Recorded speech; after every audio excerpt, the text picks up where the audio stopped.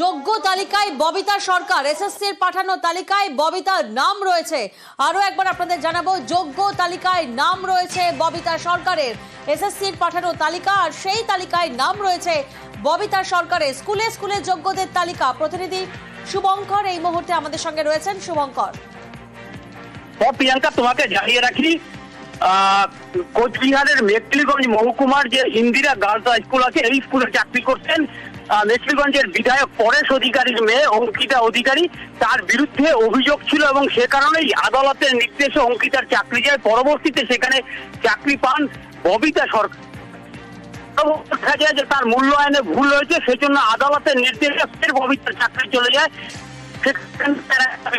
কিন্তু সম্প্রতি 2016 সালের প্যানেলে যে যাদের চাকরি বাতিল হয়েছে, পরবর্তীতে যে নতুন তালিকা এসেছে স্কুলে স্কুলে যোগ্য শিক্ষকদের, সেই তালিকা দেখা যাচ্ছে ববিতা সরকারের নাম, এবং এই ঘটনা ইতিমধ্যে শোরগোল পড়ে গিয়েছে। কি করে একজন ববিতা সরকার তার চাকরি চলে গিয়েছে, তার নাম আবার কি করে যোগ্যদের তালিকা এলো? গোটা বিষয়টি নিয়ে ববিতা সরকার অবশ্য জানিয়েছেন যে তিনি দেখেছেন, এবং গোটা বিষয়টি নিয়ে ববিতা সরকার এই বিষয়টি কিভাবে দেখছেন শোনাবো আপনাদের।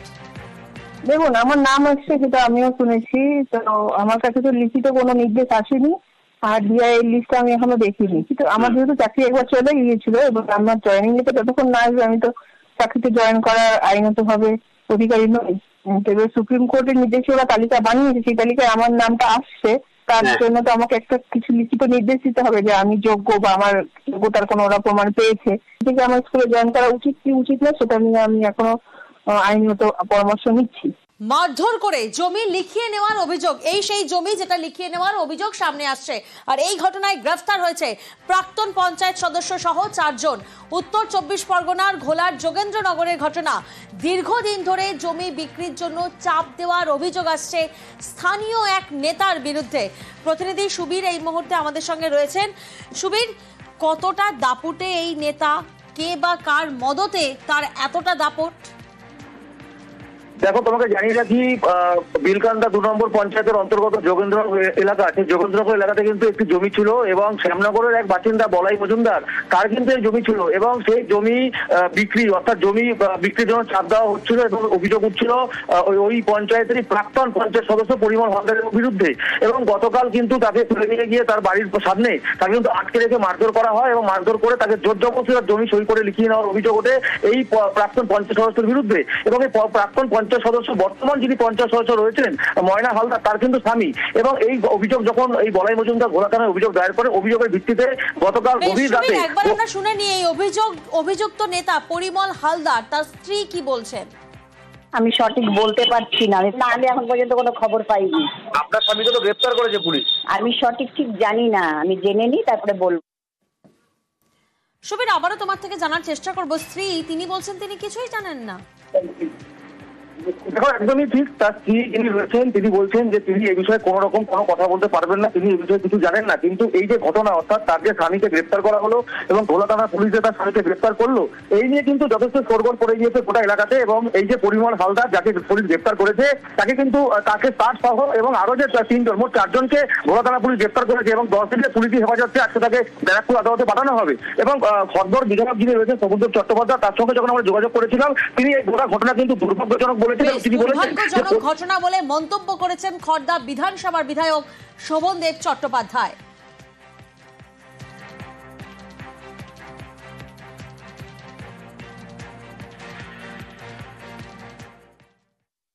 আমি নিজে জিজ্ঞেস করিনি কি ব্যাপারটা হয়েছে না হয়েছে, কেন কোনো ঘটনা ঘটলে সেটা নিশ্চয়ই দুর্ভাগ্যের দুঃখে পুলিশের সঙ্গে কথা বলে লোকালি আমি খবরও নেবো কি হয়েছে না হয়েছে। নিউজ 18 বাংলায় বারবার আমরা আপনাদের সমস্যার ছবি সামনে তুলে ধরি এবং চেষ্টা করি প্রশাসন তৎপর হোক, সমস্যার সুরাহা হোক। ঠিক যেমনটা হাওড়া থেকে আমরা একটি খবর দেখিয়েছিলাম, তীব্র গরম, আর তীব্র গরমে কিভাবে পানীয় জলের অপচয় হচ্ছে, কি হচ্ছে, পানীয় জল ব্যবহার করে প্রমোটিং হচ্ছে।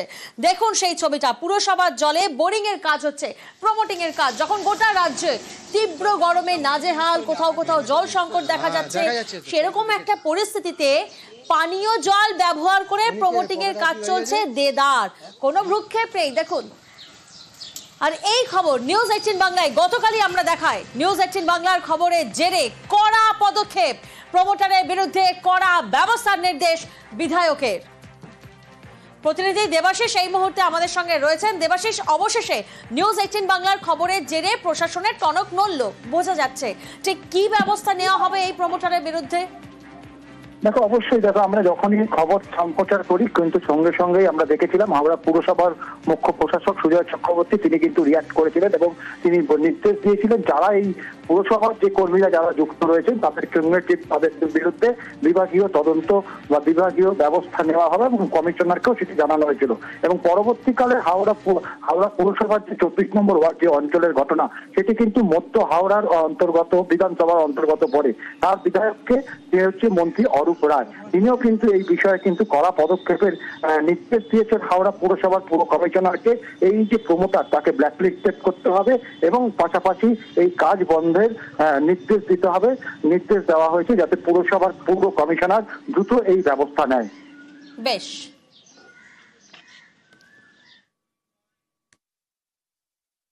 মেয়রকে বলেছি, কমিশনারকে বলেছি যে ওকে ব্ল্যাকলিস্টেড করতে, যে প্রমোটার করছিল, এবং ওর বাড়ির লোকের কাছে লোক পাঠিয়ে বলে দিয়েছি যে ল্যান্ডলর্ড সেই যেন ওই প্রমোটারকে বাতিল করে, তবেই ওর কাজ হবে, নাহলে কাজ হবে না। হাওড়া পুরসভা দেয়নি, হাওড়া পুরসভাকে ভুল বুঝিয়ে নিয়ে গেছে।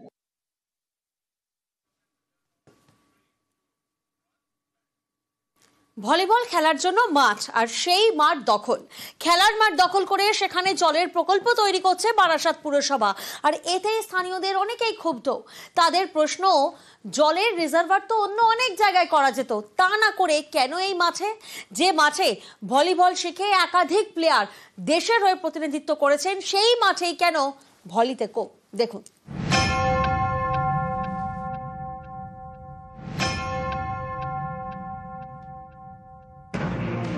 মাঠের গেট বন্ধ, তাই মাঠের বাইরে রাস্তাতেই চলছে ভলিবল প্র্যাকটিস। কিন্তু পুরসভার এই মাঠ বন্ধ কেন? কারণ বারাসাত পুরসভা এই মাঠ নিজেদের দখলে নিয়েছে।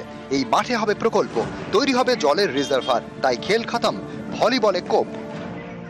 কিছুদিন ধরে আমাদের মাঠে একটা কনস্ট্রাকশনের কাজ চলছে এমনি, এবার আমরা মাঠেও খেলছিলাম, কাজও চলছিল, সবই ঠিকঠাক চলছিল। গত রাত্রে এদের কাছে এমন একটা কথা আছে যাতে আমাদের খেলাটা বন্ধ হয়ে যায় এবং মাঠে তালা পড়ে যায়। আমরা চাইছি ওনারা যেরকম কাজটা করছে ওনারাও কাজটা করুক, এবং আমরা যেরকম খেলছিলাম সেভাবে আমাদের মাঠে খেলাটা যাতে বন্ধ না হয়। উত্তর 24 পরগনার বারাসাতের শেঠ পুকুর, এখানেই এই খেলার মাঠ। এই মাঠে ভলিবল শেখানো হয়। এখান থেকে ভলিবল শিখে অনেকে রাজ্য স্তরে খেলেছেন, এমনকি দেশের হয়ে প্রতিনিধিত্বও করেছেন। প্রায় 35 বছরের পুরনো ভলিবল প্রশিক্ষণ কেন্দ্র, সেখানেই এবার কোপ। সরকারি প্রকল্প হবে, তাই ভলিবল লাটে টিন দিয়ে মাঠ ঘিরে ফেলেছে বারাসাত পুরসভা, বন্ধ করে দিয়েছে মাঠের গেট। এতে ক্ষুব্ধ স্থানীয়দের অনেকেই। তাদের প্রশ্ন, বারাসাতের অন্য কোথাও কি জলের রিজার্ভার তৈরি করা যেত না? কেন বেছে বেছে খেলার মাঠে পুরো প্রকল্প? কেন এভাবে ভলিবলে কোপ? আমাদের এখানে 3টে কোর্টে খেলা হতো, 1, 2, 3। তো 1 নম্বর কোর্টে আমরা এতদিন প্র্যাকটিস করেছি, 2 আর 3 নম্বর কোর্টে ওয়াটার রিজার্ভারের কাজ হচ্ছে, তাতে আমাদের খুব একটা হ্যাম্পার হচ্ছিল না। গতকাল আমরা যখন কলকাতাতে জিতে ফিরছি রাজ্য ভলিবল প্রতিযোগিতায়, এসে দেখলাম এখানে তালামারা। এখানকার যিনি অ্যাটেন্ডার সিকিউরিটি তিনি বললেন যে পৌর প্রধান এসেছিলেন, তিনি এখানে আপনাদেরকে ঢুকতে বারণ করে দিয়েছে। বারাসাতের পুরপ্রধান কি বলছেন শুনুন। তিনি নাকি ভলিবলের জন্য বিকল্প ব্যবস্থা করে দেবেন।